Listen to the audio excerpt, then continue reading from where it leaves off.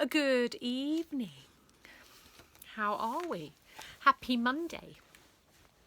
Now, we are on part 2 of Miss Spicks' Trike of Terror. So do you remember yesterday we found out that she built her own trike, and then we found out all the different things that she would charge people a fine for in her library. There was a lot, wasn't there? Remember that she charged someone a fine of £100 if they broke wind. Soon it was impossible to even set foot in the library without Spick extorting money from you. So the kids simply stopped going, which was a real shame, as they loved reading books. Especially my one, says David Williams. I've never read any of them myself, but I am told they are brilliant. After she'd sat alone in her big empty library for a whole term without one single visitor, Spick thumped the desk in frustration. Boom! She went boom. Of course, she had to fine herself for doing that. She took 85p out of her special fines tin before immediately putting it back in. Clink! Then Miss Spick had a thought. Ding! If the children would not come to her, she would have to go to them. So she leapt astride her trike of terror and rode it through the double doors of the library. Bang! Bang! And out into the school. As Miss Spick trundled into the playground, a gust of wind picked up a crisp packet crinkle, and it flew into her face. Wonderful, she exclaimed. That was because it had given Miss Spick an idea. Ding! On the spot fines for littering. You, child, that chocolate bar wrapper you so carefully tossed over your shoulder will cost you dearly, she hissed moments later. But, Miss Spick, that isn't my chocolate wrapper, the girl protested. Oh, yes, it is. No, it isn't, I promise. I'm allergic to chocolate and have never, ever eaten it. In the time you've been talking, the fine has gone up 60 pence to 70 pence. The kids had no choice but to cough up the cash. If they didn't, Spick would pursue them around the playground, sitting aside the trike of terror. Help! No! Ah! The souped-up mobility scooter had just been fitted with stereo speakers. Now Miss Spick could listen to Beethoven's bombastic Fifth Symphony, her favourite piece of music, on a loop as she terrorised them. Look, she's terrorising them. All the kids at Spottington School were running out of pocket money, and fast.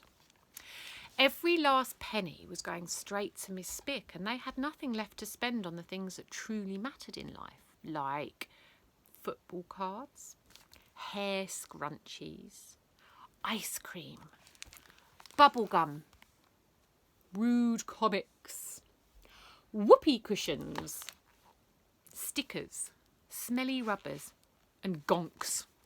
Do you know what a gonk is?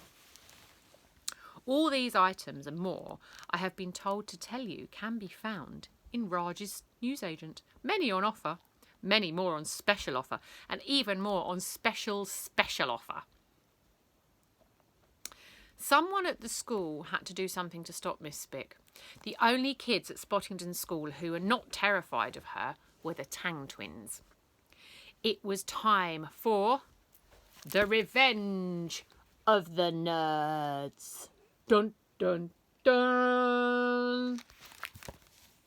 One break time, the pair were sitting together on the bench in the playground, getting on with some quiet reading. It was a weighty book they'd chosen, entitled An Expert's Guide to Rocket Science. Their 4 eyes scanned the pages, digesting every last indigestible fact. All was good in the world until they heard the distinctive chords of Beethoven's Fifth Symphony. It could only mean one thing.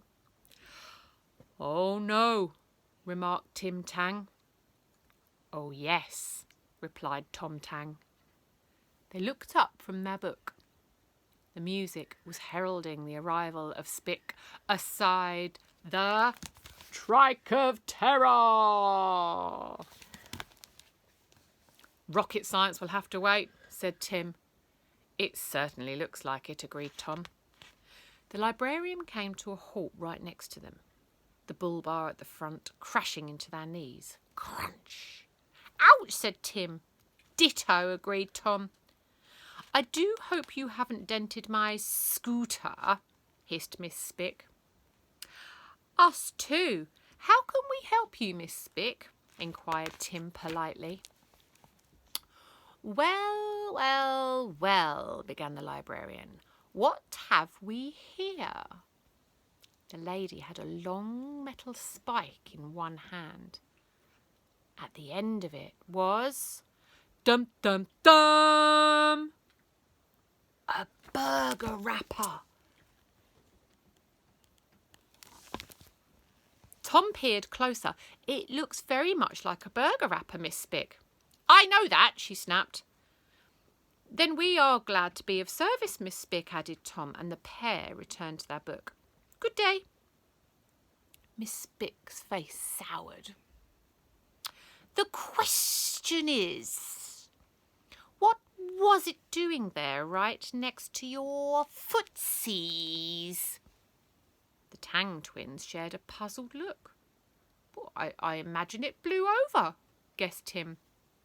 Tom nodded. The wind, which is coming from a northwesterly direction, is unusually strong today, miss. It is certainly nothing to do with us, as we have never eaten a burger. We only eat food that is good for our brains. Would you care for a blueberry, miss? Asked Tim, offering her one from a clearly labelled Tupperware container. Or a pumpkin seed?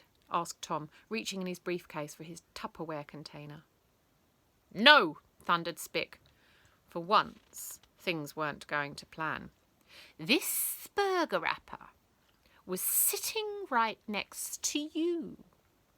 There is a fine to pay. £5. The twins looked at each other and gulped. £5?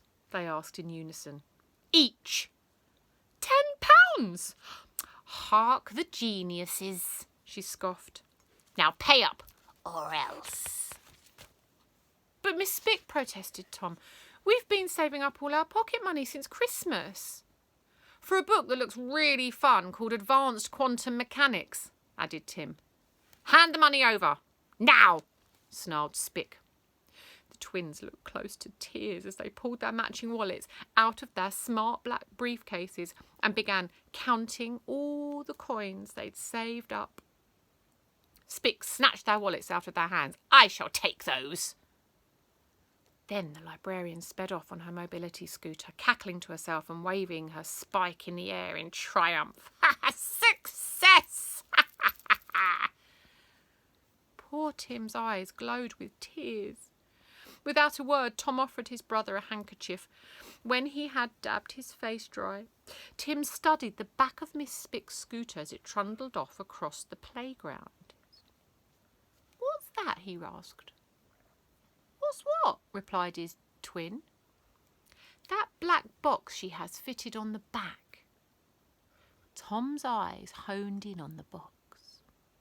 There was an opening at the base of it, like a little cat flap. Every few metres or so it flipped open, dropping a piece of litter as it went. Look.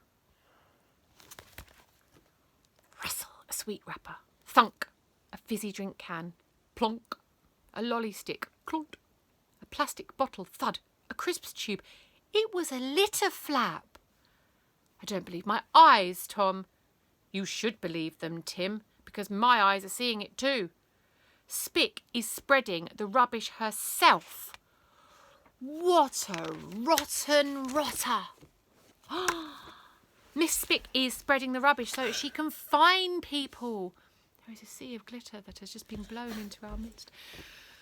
I hope you enjoyed that. So tomorrow we've got the final part of Miss Spick's Trike of Terror. Now we know that it's her spreading the glitter just so she can find people. It's terrible.